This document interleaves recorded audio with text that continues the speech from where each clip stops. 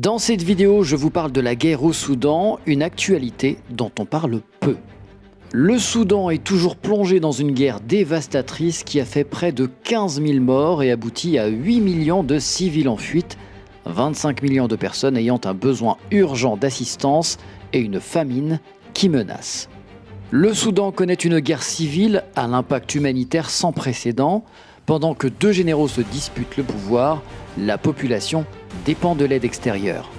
Selon les Nations Unies, près de 18 millions de Soudanais sont confrontés à une faim aiguë.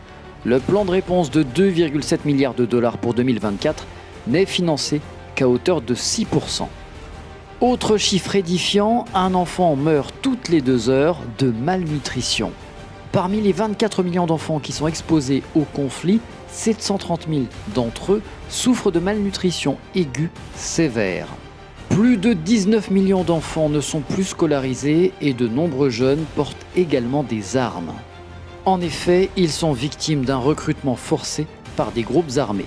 7,7 millions de personnes ont fui leur foyer depuis le début des combats entre l'armée régulière et les paramilitaires des RSF. Le Soudan devient le pays confronté à la crise migratoire la plus sévère à l'échelle mondiale. Des enfants empilés et tués. Dans un rapport rendu public jeudi 9 mai, Human Rights Watch accuse les forces de soutien rapide d'avoir orchestré une campagne d'élimination des populations non arabes du Darfour peu après le début de la guerre, il y a 1 an.